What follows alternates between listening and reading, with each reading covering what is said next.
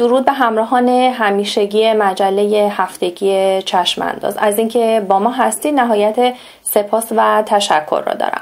مدتی است که دولت مردان و صاحبان قدرت مرتب نسبت به کاهش نرخ رشد جمعیت و باروری کمتر از حد جایگزین هشدار می‌دهند، تا آنجا که طی روزهای اخیر علی خامنه‌ای رهبر جمهوری اسلامی پس از مشورت با مجمع تشخیص مصلحت نظام سیاست‌های کلی جمعیت را بر اساس بند 1 اصل 110 قانون اساسی به دستگاه‌های ذی‌صلاح ابلاغ کرد. افزایش نرخ باروری، رفع موانع ازدواج، ایجاد تسهیلات برای مادران به ویژه در دوران بارداری و پوشش بیمه‌ای هزینه‌های زایمان، تشویق ایرانیان خارج کشور برای حضور و سرمایه‌گذاری در کشور بخشی از 14 مورد دستورالعملی است که در ابلاغیه علی خامنه‌ای دیده می‌شود. به گزارش خبرگزاری آریا، دکتر سید حسن هاشمی وزیر بهداشت، درمان و آموزش پزشکی در نامه‌ای به علی خامنه‌ای با قدردانی از وی به دلیل ابلاغ سیاست‌های کلی جمعیت تاکید کرده است که با تشکیل کارگروهی ویژه این مهم را تا تحقق کامل سیاست‌های ابلاغی پیگیری خواهد کرد. مرتضی حسینی نماینده قزوین در مجلس شورا نیز گفته برای طرح افزایش جمعیت 12,000 میلیارد تومان بودجه در نظر گرفته شده.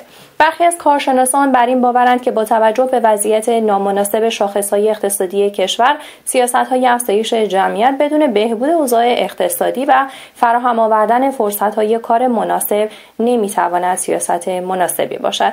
چندی پیش نیز ویدئویی در شبکه‌های اجتماعی مجازی منتشر شد که در آن یک آخوند حکومتی در پیامی به شهروندان از همگان درخواست می‌کند تا در راستای سیاست افزایش جمعیت با زاد و ولد موجبات تحقق فرزند آوری را فراهم کنند. با هم بخش کوتاهی از این ویدئوی تلویزیونی رو می‌بینیم.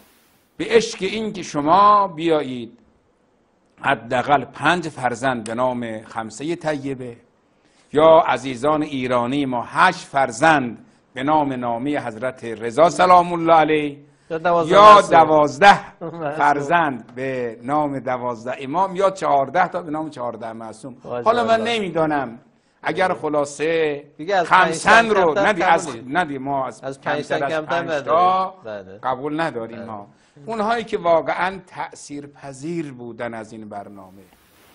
به گفته معاون فنی درآمد سازمان تامین اجتماعی، بر اساس نتایج تحقیق این سازمان طی مدت 18 ماهه گذشته 47,000 زن شاغل به خاطر استفاده از مرخصی زایمان به مدت 6 ماه از محل کار خود اخراج شدند. در عین حال یک فعال کارگری در نقد قوانین حمایتی دولت برای کارگران در راستای سیاست‌های افزایش جمعیت میگوید مهمترین ضعف حوزه کار که موجب عدم تمایل کارگران به ازدواج و فرزندآوری می‌شود، قراردادهای موقت است که امنیت شغلی افراد را به خطر می‌اندازد. و اما در امتداد نگاه زن‌ستیز در جمهوری اسلامی و ایران امروز میتوان به موردی در رسانه‌های داخل کشور اشاره کرد که این نظریه را تکثیر می‌کند که در مبانی غیر دینی در برابر حق عریانی زن حق التزاز نامحدود مرد وجود دارد و این حق نیز به مردان اجازه می‌دهد به زنان تجاوز کنند. انتشار چنین نظریه‌ای در ایران امروز نشان دهنده عقب افتادگی عمیق گردانندگان و مدیران جامعه از ضرورت درک ابعاد و گستره فساد فرهنگی رایج و نفرت انگیز در فضای ایران امروز میباشد. سایت تابناک نزدیک به محسن رضایی اخیراً در مقاله‌ای با عنوان کار عده‌ای به توجیه تجاوز به زنان رسیده ضمن تقبیح این قبیل اعمال نظرات افراطی یادآور شده این مجوزها نشانه جوامعی سخت عقب افتاده و در اوج توحش‌های تاریخ بشری است. استفاده از تجاوز به زنان حتی برای مقاصد نظامی یا از ترپای بوسنی سر میزند یا از پلیدترین جنگ سالاران در جنگ‌های داخلی افریقا و یا از تکفیری هایی که هر کسی جز خود را کافر و مشرک می‌دانند. تلخ و سخت این است که چنین افکار هراس‌انگیزی در رسانه‌های یک کشور اسلامی منتشر شود و کسی نسبت به آن واکنش نشان ندهد. با ما همراه بمانید با ادامه این بخش خبری.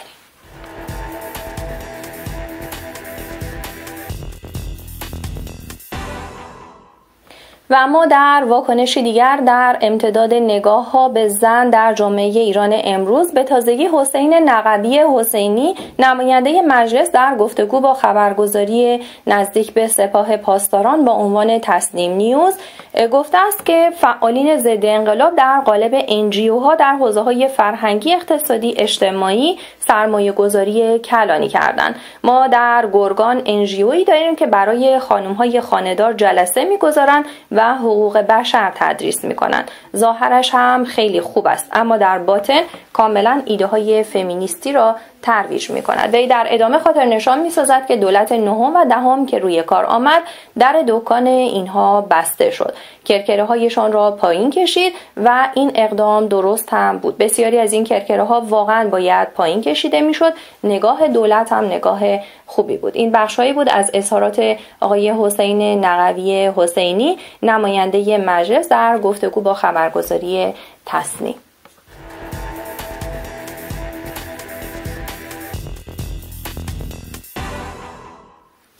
و اما در ادامه مجله هفتگی چشمانداز نگاهی متفاوت داریم به سیاست‌های کلی افزایش جمعیت، موضوعی که در این بخش خبری به آن می‌پردازیم.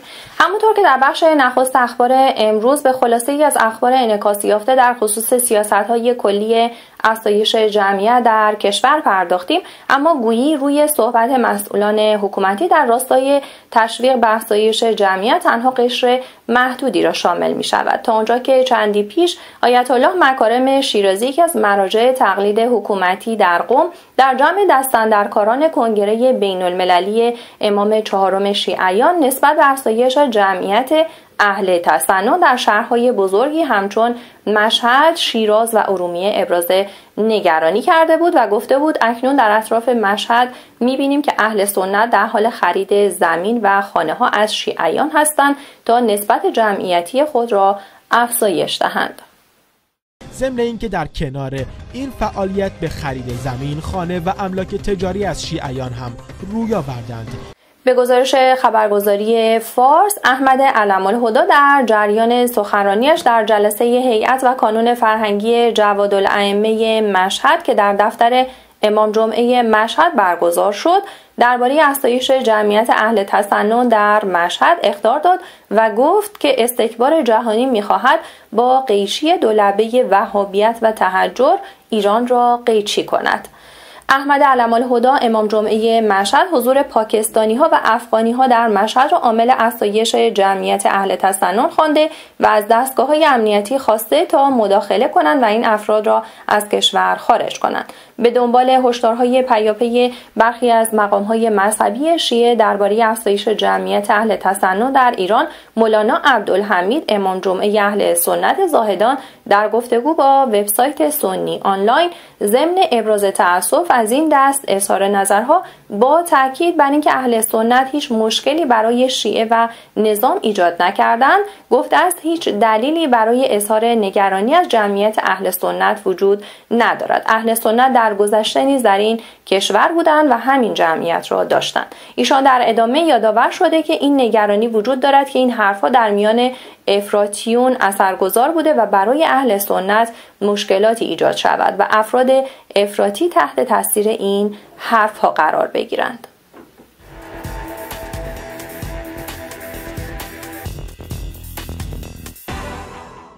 مولانا عبدالحمید 27 اردیبهشت ماه در گفتگو با سنی آنلاین در خصوص اظهارات آیت الله مکارم شیرازی در تاریخ 25 مهر ماه 1392 خورشیدی نیز گفته است برخی اظهارات ایشان در شرایط کنونی برای ما نگران کننده است، زیرا سن ایشان بالا رفته و گزارش‌هایی را که به ایشان می‌دهند زودتر باور می‌کنند و بدون تحقیق آنها را مطرح می‌کنند و گزارش‌هایی که ما در ملاقات با ایشان نیز شنیدیم برای ما نگران کننده و تعجب آور بود. مولانا گرگیر امام جمعه اهل سنت آزادشهر 26 اردیبهشت ماه نیز اظهارات برخی مراجع ائمه جمعه و رسانه‌ها در مورد افزایش جمعیت اهل سنت در ایران را تنگ نظری و تعصب بیجا و خشک توصیف کرده است. به گفته گرگیج اکثر این نگرانی‌ها بر اساس گزارشات نادرست افراد مغرض میباشد. آقایان باید اول درست بودن این گونه گزارشات را مورد بررسی قرار دهند و بعد اظهار نظر و نگرانی می‌کنند. امام جمعه اهل سنت آزادشهر در ادامه سخنانش افزوده است آنچه جای سوال است چرا دلواپسان برای آمارهای مرگ و میر که در استانهای سنی نشین بالاترین نسبت را دارد هیچ گونه واکنشی نشان نمی‌دهند.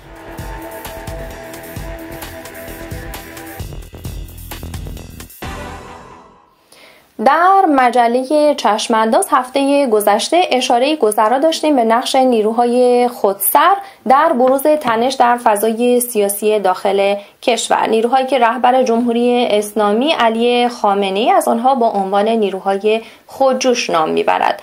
اما این بار یکی از رجال سیاسی اصلاح طلب که اکنون عضویت شورای عالی بنیاد باران را بر عهده دارد در گفتگو با خبرگزاری کار ایران ایلنا نام دیگری بر این گروه ها نهاده.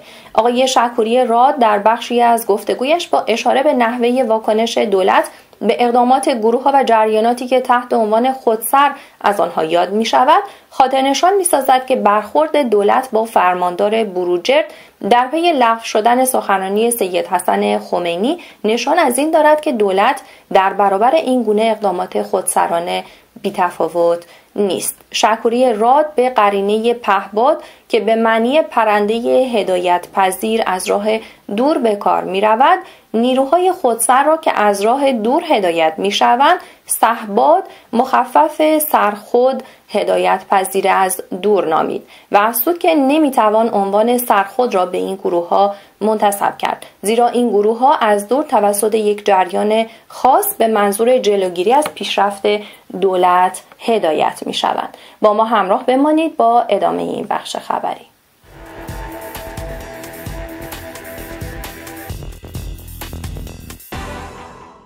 همایشی تحت عنوان ما نگرانیم عصر روزهای اخیر در قم و در مدرسه فیضیه این شهر همزمان با همایش ما دل آوریم در تهران و همایش ما دل واپسیم در اصفهان برگزار شد. خبرگزاری کار ایران ایلنا در توضیح این خبر می نویسد اگرچه مکان برگزاری همایش ما نگرانیم در مدرسه فیضیه مهمترین مدرسه علمیه شیعه در قم بود و عنوان شده بود این برنامه همایش حوزویان در انتقاد به رویکردهای فرهنگی دولت است، اما واقعیت چیز دیگری بود. چه آنکه بیشتر چهره‌های سیاسی وابسته به جبهه پایداری و اصولگرایان در این همایش حاضر بودند و حدود نیمی از جمعیت را نیز افراد غیر طلبه تشکیل می‌دادند. لازم به یادآوری است احمد سالک رئیس کمیسیون فرهنگی مجلس با حضور در همایش ما نگرانیم حوزویان نسبت به تسخیر مجلس خبرگان رهبری توسط جریانات سیاسی داخل کشور هشدار داد. با ما همراه باشید.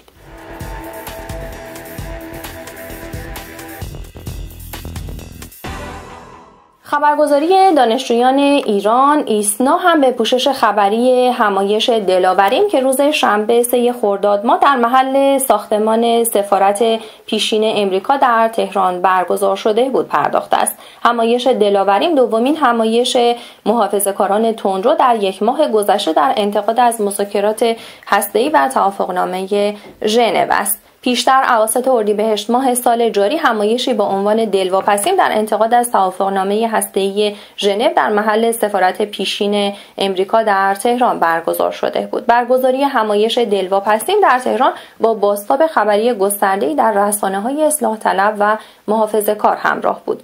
به گزارش خبرگزاری دولتی ایران ایرنا این همایش که در آستانه دور جدید مذاکرات هسته‌ای ایران و 5+1 برگزار شده بود، نظراتی از نقد تا تخریب تیم هسته‌ای و رویکرد دولت در سیاست خارجی را شامل می‌شد. برگزاری این همایش با واکنش حسن روحانی رئیس جمهوری و علی لاریجانی رئیس مجلس و همچنین تعدادی از نمایندگان مجلس روبرو شد. حسن روحانی در پاسخ به این انتقادها گفته بود برخی از تحریم خوششان میآید و سلولهایشان با شک ساخته شده.